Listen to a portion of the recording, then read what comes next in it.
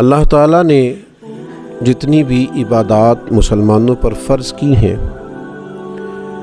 وہ عبادات ایک تو اللہ تعالیٰ کی رضا کا بہت بڑا سبب بنتی ہیں، اور دوسرا اس کا اہم نتیجہ یہ نکلتا ہے کہ وہ مسلمان کی تربیت بھی کرتی ہیں۔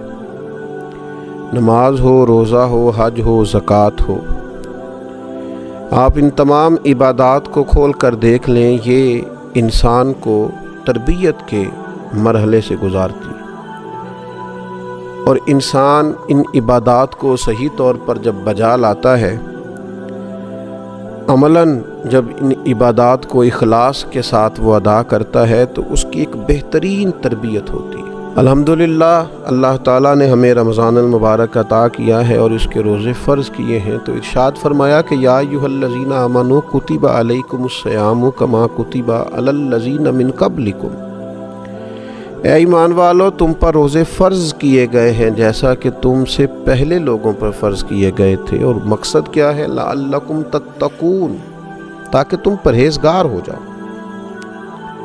تمہیں تقوی نصیب ہو جائے۔ روزہ بہت بڑی تربیت کرتا ہے انسان کی۔ روزہ انسان کو مجاہدے کی تربیت دیتا ہے۔ انسان مجاہدے کا مطلب ہوتا ہے مشقت کرنا اپنے نفس کے خلاف۔ تو رمضان المبارک میں آپ دیکھ لیں، ہم بہت سارے کام اپنی طبیعت کے خلاف کرتے ہیں۔ تو رمضان اور روزہ یہ ہماری تربیت کرتا ہے۔ کہاں لوگ اٹھتے ہیں سحری کے وقت؟ کہاں وہ وقت ہوتا ہے جاگنے کا، بیدار ہونے کا؟ اور آج جس معاشرے میں ہم ہیں، اس معاشرے میں تو وہی ٹائم اللہ ماشاءاللہ لوگوں کے سونے کا تھا، معاذ اللہ۔ لیکن حکم دیا، ارشاد فرمایا کہ تمہیں سحری کو اٹھ کے کھانا کھانا ہے۔ وہ کریم ہے نا، بے نیاز ہے، چاہتا تو یہ حکم فجر کے فوراً بعد بھی رکھا جا سکتا تھا۔ فجر کا وقت طلوع ہونے سے پہلے تمہیں سحری کھانی ہے، یہ خلاف طبیعت ہے۔ اور ظاہر ہے جس کو کھانا ہے اسے کچھ وقت پہلے اٹھنا ہے، اس کی تیاری بھی تو کرنی ہے، پہلے بنانا ہے تو ہی کھانا ہے۔ تو انسان پر اگرچہ یہ مشکل تھا، لیکن اس سے کہا گیا کہ اس مشقت کو برداشت کر، لعلکم تتقون، تاکہ تم پرہیزگار ہو جاؤ۔ روزہ جس مشقت سے ہمیں گزارتا ہے، ہمیں پرہیزگاری نصیب ہوتی ہے۔ اور آپ دیکھیے کہ روزہ بہت بڑا مراقبہ ہے۔ کس بات کا مراقبہ؟ اللہ تعالیٰ کے حاضر و ناظر ہونے کا مراقبہ۔ آپ اکیلے ہیں گھر میں، کوئی آپ کو نہیں دیکھ رہا، فریزر کے اندر سارا کھانا موجود ہے، آپ اطمینان سے کھانا کھا سکتے ہیں، لیکن نہیں کھاتے۔ کیوں نہیں کھاتے؟ کہ میں نے روزہ رکھا ہوا ہے۔ تو روزہ یہ تربیت کرتا ہے، مجاہدہ کراتا ہے کہ اللہ مجھے دیکھ رہا ہے۔ اگر یہ مشق پک جائے نا باقی 11 مہینوں میں بھی، تو تنہائیاں پاک ہو جائیں گی، ساری مزاج پاک ہو جائے گا۔ جس طرح اگر صبح سحری میں اٹھنا پک جائے تو فجر کیا تہجد کی مضبوطی بھی نصیب ہوگی۔ یہ ایک مشقت اور ایک تربیت روزے نے ہماری کی۔ اور میں آپ سے عرض کروں، کبھی اس نظریے کو پکا کے دیکھیں۔ حضرت جنید بغدادی رحمۃ اللہ علیہ فرماتے ہیں، مجھے میرے شیخ نے کہا تھا کہ بیٹا اس ذہن کو اچھی طرح پکا لو کہ میرا اللہ میرے ساتھ ہے اور میرا اللہ مجھے دیکھ رہا، اس کو پختہ کر لو۔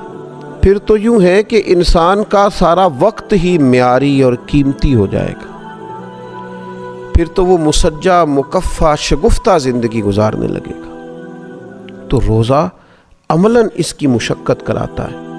پھر آپ دیکھیے کہ انسان جب بھوکا رہتا ہے نا، تو اس کو روحانیت نصیب ہوتی ہے۔ نبی پاک علیہ الصلوۃ والسلام نے بہت پیٹ بھر کے کھانا کھانے کو پسند ہی نہیں فرمایا۔ اللہ کے حبیب صلی اللہ تعالیٰ علیہ وسلم فرماتے ہیں، کسی نے جو سب سے برا برتن بھرا ہے وہ پیٹ ہے۔ روزہ جو ہماری تربیت کرتا ہے، مشقت ہمیں روزے کی صورت میں جس مشقت سے گزرنا پڑتا ہے، وہ کس قدر انقلاب برپا کرتی ہے۔ ایک حدیث میں نبی پاک علیہ السلام نے فرمایا کہ شیطان آدمی کے اندر ایسے رواں دواں رہتا ہے جیسے خون، بس چاہیے کہ بھوک کے ذریعے شیطان کا رستہ روکا جائے۔ اب دیکھیں دوسرے مقام پر حضور علیہ السلام نے نوجوانوں سے بھی فرمایا کہ یا نکاح کرو یا روزے رکھو۔ یہ مشق روزے کی اگر کی جائے تو یہ نفسانیت کو کنٹرول کرتی۔ تو رمضان المبارک ہماری یہ تربیت کرتا ہے کہ کچھ تھوڑا اس کا خیال رکھا جائے۔ ضروری نہیں ہے کہ اگر آپ کی پہنچ میں بہت ساری حلال چیزیں ہیں تو آپ ساری کھاتے ہی جائیں اور صبح و شام آپ کھاتے ہی جائیں۔ اس سے بھی کئی دفعہ انسان کو بہت نقصان سے گزرنا پڑتا ہے۔ پھر روزہ ایک اور ہماری تربیت کرتا ہے، جب تک انسان بھوکا رہتا نہیں نا اسے بھوکوں کا احساس نہیں ہوتا، غریب پروری نصیب نہیں ہوتی۔ محبت کو سمجھنا ہے تو نہ سے خود محبت کر۔ کنارے سے کبھی اندازہ طوفان نہیں ہوتا، بھوکا رہنے سے پتہ چلتا ہے کہ بھوک کی شدت کیا ہوتی ہے۔ بہت زیادہ کھانے رکھنے والے، بہت زیادہ مال رکھنے والے، بہت زیادہ وسعت رکھنے والے اندازہ کریں کہ ان کو پتہ ہے کہ ابھی افطار ہو جائے گا، تو پھر بھی کچھ نہ کچھ اپنی خواہشات کے خلاف انہیں مشقت کرنا پڑتی ہے۔ تو اس شخص کے دکھ کا بھی تو اندازہ کریں، اس کے پاس کھانا موجود ہی نہیں ہے، اسے بھوک ہی بھوک کاٹنی۔ تو یہ روزہ ہماری تربیت کرتا ہے۔ اور پھر جس طرح روزے میں ہم نے کھانے پینے سے رکنا ہے نا، اسی طرح گناہوں سے بھی رکنا ہے،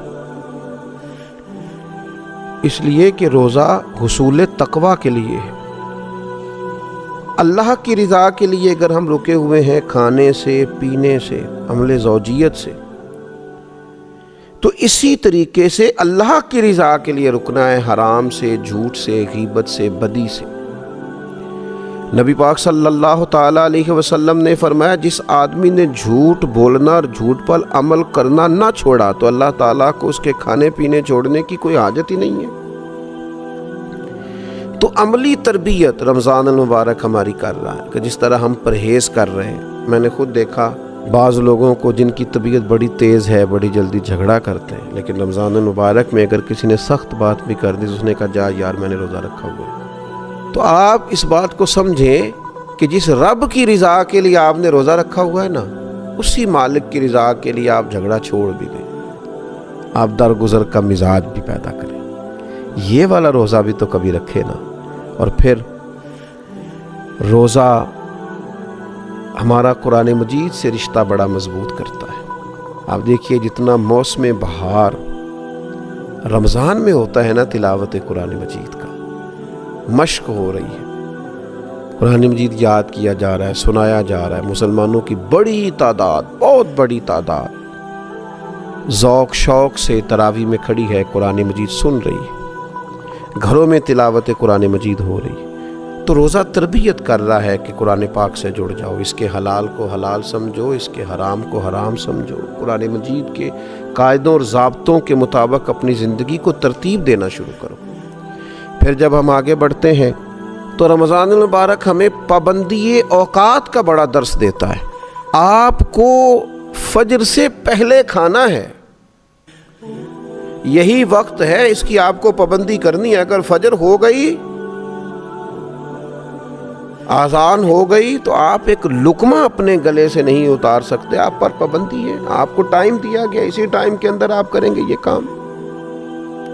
اور پھر افطار بھی آپ کو مغرب کی آذان سے کرنا ہے، وقت مغرب، آپ اس سے 5 منٹ پہلے افطار نہیں کر سکتے، اور بہت دیر کر دینا افطار میں وہ بھی مکروہ تحریمی ہے، یعنی وقت کے اندر آپ افطار کریں۔